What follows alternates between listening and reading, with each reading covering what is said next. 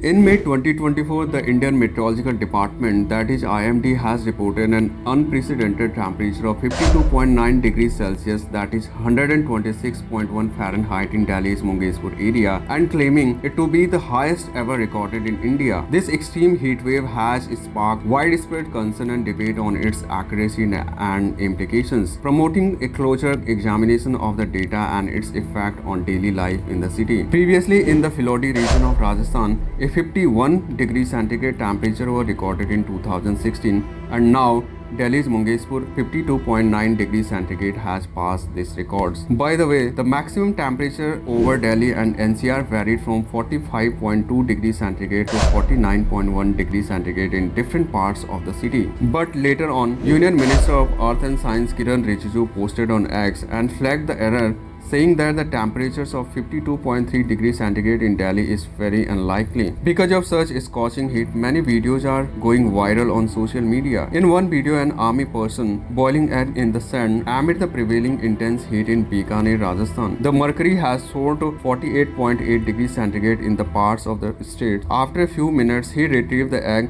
peels it and reveals that it is fully cooked. In another video, an army person who has been shielding himself from the scorching heat with a cloth around his face, sunglasses and cap. He placed the popper, which is an Indian vapor, in the hot sun with one hand and holds his service rifle in another, patiently waiting for it to roast. At last, he breaks and crushes the popper to demonstrate that it has been thoroughly roasted in the sun. Here we have to understand that the amount of solar radiation reaching the Earth's surface vary based on multiple factors such are the Earth's distance from the sun, the angle at which sunlight strikes the Earth, and the atmospheric condition. The energy emitted by the sun continuously fluctuates, causing variations in the amount of solar radiation we receive. It is because the inclination of the Earth on its axis, the rotation of Earth on its axis, and the revolution of Earth around the sun. The axis of rotation of the Earth is tilted at an angle of 23.5 degrees away from vertical. The Earth takes 24 hours to complete its one rotation around its axis, and also takes 365 plus days to complete one revolution around the sun, so that the temperature on the surface of the Earth fluctuates and varies time to time and one location to another. According to the World Health Organization and several others global organizations have reported that the global temperature and the frequency and intensity of heat waves will rise in the 21st century as a result of climate change. High air temperature can affect human health and lead to additional death. In India, heat waves typically occur from March to June, and in some rare cases even extended till July. On an average, 5 to 6 heat wave events occur every year over the northern parts of the India. In 2016, severe heat wave conditions affected Bihar, Jharkhand, Gangetic West Bengal, Odisha, Punjab, Haryana, Chandigarh and Delhi, Rajasthan, Maharashtra, West Madhya Pradesh and Gujarat. Now we will talk about that the criteria for declaring heat wave in India. Heat wave is considered if maximum temperature of a station reaches at least 40 degrees centigrade or more for plains and at least 30 degrees centigrade or more for hilly regions. If the normal maximum temperature of a station is less than or equal to 40 degrees centigrade, then an increase of 5 to 6 degrees centigrade from the normal temperature is considered to be heat wave condition. Further, an increase of 7 degrees centigrade or more from the normal temperature is considered as severe heat wave condition. Additionally, if the actual maximum temperature remains 45 degrees centigrade or more irrespective of normal maximum temperature, a heat wave is considered. Now we will talk about the reason behind this climate temperature. Climate change is a periodic modification of Earth's climate brought about due to the changes in the atmosphere as well as the interaction between the atmosphere and various other geological, chemical, biological and geographical factors within the Earth system. Here are the natural and the anthropogenic factors which are responsible for such climate change. There are numerous natural factors that causes Earth's climate to change, but they affect the climates over a period of thousands to millions of years, and these natural factors are the first, that is continental drift. Under this, the plate displacement movement had made an impact on climate change on the land masses, physical feature and position, and the change in the water body's position like the change in the flow of ocean currents and winds. And the second second is variation of the Earth's orbit. The Earth's orbit has an impact on the sunlight seasonal distribution that is reaching the Earth's surface. The third that is plate tectonics. Due to the change in the temperature in the core of the Earth, the mantle plumes and the convection current force the Earth's plate to adjust, leading to the rearrangement of Earth's plate. This can influence the global and the local patterns of climate and atmosphere. And the fourth is volcanic activity. When a volcano erupts, it emits gases and dust particles, causing a partial block of the sun rays, which led to the cooling of the weather. The fifth that is ocean currents. It is driven by the horizontal winds, causing the movement of the water against the sea surface. The temperature differences of the water influences the climate of the region. Now, the other factors that is anthropogenic factors, which play a very important role in the climate change. Scientists since the beginning of the 20th century have studied that the impact of climate change caused by human activities, global warming, the long-term rise in the average temperature of the Earth climate system is major aspects of climate change. It is mainly a human-caused increase in global surface temperature, and these are the anthropogenic factors. The first that is greenhouse gases. Greenhouse gases absorb heat radiation from the sun. Following the initiation of the Industrial Revolution, the emission of the greenhouse gases into the atmosphere has increased exponentially. This led to the more absorption and retaining the heat in the atmosphere. The greenhouse gases mostly do not absorb the solar radiation but absorb most of the infrared emitted by the Earth's surface. And the main greenhouse gases are water vapors, which is the majority of the greenhouse gases in the atmosphere, but its impacts is less. Carbon dioxide released due to the natural and anthropogenic factors like burning fossil fuels and etc. There has been a 30% increase in the concentration of carbon dioxide since the start of Industrial Revolution. Apart from the Industrial Revolution, deforestation also contributes to the increase in the carbon monoxide. Chlorofluorocarbons used by the industrial purpose, especially in refrigerants and air conditioning, which causes a severe effects on the ozone layers. Methane is also released due to the decomposition of organic matters. It is stronger than carbon dioxide because of its capacity to absorb more heat. Nitrous oxide is produced by the agriculture sector, especially in the production and the use of organic fertilizer and while burning fossil fuels. The second, change in the land use pattern. Half of the land use change is said to be happened during the industrial era. Most of the forests were replaced by agriculture, cropping and grazing of lands. The increased albedo, which is a reflectivity of an object in space, in the snow-covered high altitude region due to deforestation, led to the cooling of the planet's surface. The lower the albedo, the more the sun's radiation gets absorbed by planet and the temperature will rise. The tropical deforestation changes the evapotranspiration rates. This causes the desertification and affects soil moisture characteristics. From the satellite imagery, it is clearly seen that the clearing of forest cover for agriculture and irrigated farming in arid and semi-arid lands can increase solar energy absorption and the amount of moisture evaporated into the atmosphere. And the number third, that is atmospheric aerosols. Atmospheric aerosols can scatter and absorb the solar radiation, changes microphysical and chemical properties of the clouds. Solar radiation, when scattered, cools the planet. On the other hand, when the aerosol absorbs solar radiation, it causes an increase in the temperature of the air instead of allowing the sunlight to be absorbed by the Earth's surface. Aerosol can directly affect climate change by absorbing or reflecting solar radiation. They can also produce indirect effect by modifying the cloud's formation and properties. They can even be transported thousands of kilometers away from its source through wind and upper level circulation in the atmosphere. There are two types of aerosols. The first is natural aerosols and the second is anthropogenic aerosols. The source of natural aerosols include volcanic eruptions, which produces sulfate aerosols, and biogenic sources like plankton,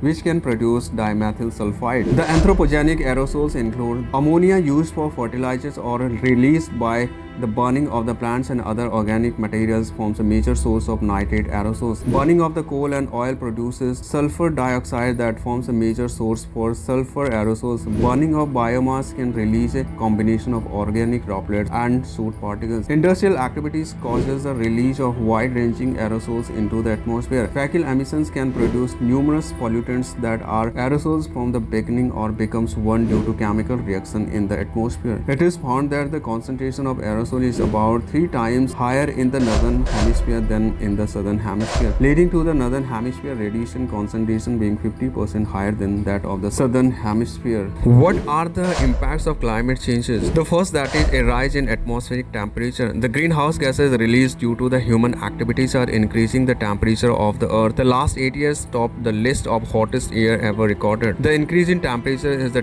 major causes of the current increase in heat-related deaths and illness, rise in the sea levels, and an increase in the intensity of the natural disaster. The 20th century saw an increase in the Earth's average temperature by 1 degree Fahrenheit. This is believed to be the fastest rise in the 1,000 years. Research estimates that if the greenhouse gases not reduced, the average surface temperature could increase to 3 to 5 degrees centigrade by the end of this century. The second, that is change in landscapes. Increasing temperature and changing climate and weather pattern across the globe led to the shift of trees and plants towards polar regions and mountains. As the vegetation tries to adapt to climate change by moving towards colder regions, the animals that are dependent on them will be forced to follow them for survival. While some survive and many perish in the attempt, other species like polar bears dependent on cold terrains will not have any habitat due to the melting of ice, causing a risk to their survival. Thus, the current hasty change in the landscape causes a considerable risk to the survival of many species, including the human population. The third, that is a risk to the ecosystem. An increase in the temperature across the globe is changing the weather and vegetation patterns, causing the species to migrate to cooler areas for survival. This poses a threat to the survival of numerous species. It is projected that by 2050, 1/4 of the Earth species may become extinct if the current trend continues. The fourth, that is rising sea levels. An increase in the temperature of the Earth lead to a rise in the sea level due to the thermal expansion. Thermal expansion refers to a condition where in the warm water takes up more area than cooler water. The melting of glacier adds to this problem. The population living in underlying areas, islands and coasts are threatened by the rising of sea levels. It erodes shorelines, damages properties and destroys ecosystems like mangroves and wetlands that protects coast from storms. In the last 100 years, the sea levels has risen to 4 to 8 inches and will continue to rise between 4 and 36 inches in the next 100 years. The fifth, that is ocean acidification. The increase in the carbon dioxide concentration in the atmosphere has increased the carbon dioxide absorption in the ocean. This makes the ocean acidic. The increase in the acidification of the ocean can be harmful to many marine species like plankton, mollusks, and etc. The coral are especially susceptible to this as they find it difficult to create and maintain the skeletal structure needed for the survival. The sixth is increase in the risk of natural and man-made disaster. The moisture from land and water is rapidly evaporating due to the high atmospheric temperature. This causes droughts. Those areas that are affected by droughts are highly susceptible to the negative effects of flooding. As this current condition, the droughts may become more frequent and more severe. This may lead to distressing consequences for agriculture, water scarcity, and health. Countries in Asia and Africa are already facing this phenomenon, with droughts becoming longer and more intense. The increased temperature is not only causing droughts but also increasing the cases of forest fire across the globe. Climate change is also causing increased and intensified hurricanes and tropical storms, causing a devastating impact on human societies and the environment. The causes of this is the rise in the ocean temperature as warm water influences the energies of hurricanes and tropical storms energies. The other factors that causes intensified hurricanes and tropical storms are rising sea levels, disappearing wetlands, and increased coastal developments. The seventh is health issues. The high temperature across the globe can pose health risk and death. The increased heat waves caused by climate change have led to the deaths of many globally. For instance, in 2003, the extreme heat waves led to the death of more than 20,000 people in Europe and caused more than 15,000 deaths in India. Climate change increases the spreading of contagious diseases as a long-term warm weather allows disease-carrying insects, animals, and microbes to survive longer. Diseases and pests that were once confined to the tropical may find it inhabitable in the colder regions that were previously inhospitable. Currently, there is an increase in the death due to extreme heat, natural disaster, and diseases due to climate change. The World Health Organization estimates that between 2030 and 2050, climate change may cause approximately 250,000 additional deaths per year due to malnutrition, malaria, diarrhea, and extreme heat. Eighth is economic impacts. It is estimated that if action is not taken to address the carbon emissions, climate change could cost about 5 to 20% of the annual global GDP. In contrast, the cost to lessen the most damaging effects of climate change is just 1% of GDP. Climate change can alter shoreline habitats. This may lead to the need for relocation of ports and near-shore infrastructures and habitats, costing about millions of dollars. The increased hurricanes and other related natural disasters nature can bring forth extreme economic losses caused by damaged properties and infrastructure. Declining crop yields due to the lengthy droughts and high temperatures can lead to a risk of starvation of thousands of people. Coral reefs generate approximately $375 billion each year in goods and services. Their very survival is currently under threat. And the number 9 is agriculture, productivity and food security. The crop cultivation is dependent on solar radiation, favorable temperature and precipitation. Hence, agriculture has always been dependent on climate patterns. The climate change has affected agriculture productivity, food supply and food security. These effects are biophysical, ecological and economic. This resulted in climate and agriculture zones are moving towards pole. This is a change in the agriculture production pattern due to increased atmospheric temperature. Agriculture productivity has increased due to the risk in carbon dioxide in the atmosphere. Unpredictable precipitation patterns, the vulnerability of the landless and the poor has increased. Now we will talk about the efforts that has been taken at the international level to combat climate change. The World Meteorological Organization and the United Nations Environmental Programme founded the Intergovernmental Panel on Climate Change to provide for a mechanism to study the effects of global warming at a governmental level. The Intergovernmental Panel on Climate Change provides the policymakers with regular scientific assessments on climate change, its implications and potential future risks, while also providing adaptation and mitigation options. In 1994, the United Nations Framework Convention on Climate Change was formed by the ratification of 195 countries, which is called Party of Conventions. In 1992, during Rio Earth Summit, 3 conventions were adopted. The first was the United Nations Framework Convention on Climate Change. The second was United Nations Convention on Biological Diversity, and the third was United Nations Convention to Combat Desertification. Ramsar Convention on Wetlands was established, and the ultimate aim of this convention is to stabilize the greenhouse gases concentration at the level that would prevent dangerous anthropogenic interference with the climate system. In 1997, Kyoto Protocols were adopted in Kyoto, Japan, and it came into force in 2005. All the signatories of this protocol are committed toward the achievements of the emission reduction targets. Paris Agreement was signed in 2016. It is considered to be the world's first comprehensive climate agreement. The aim of this agreement is to keep the global temperature below 2 degrees centigrade above pre-industrial times and endeavor to limit them even more to 1.5 degrees centigrade. The Paris Accord calls for a reduction of the greenhouse gases emitted due to the human activities equal to that of the trees, soils and oceans, so that they can be absorbed naturally. It is states that rich countries must help to the poor nations by providing them with climate finances to make them shift toward renewable energy usage. Reducing emissions from deforestation and forest degradation is a mechanism developed by parties of the United Nations Framework Convention on Climate Change, that is UNFCCC. It creates financial values for the carbon stored in forests to offer incentives for the developing nation to reduce emissions from forested lands and invest in low carbon paths.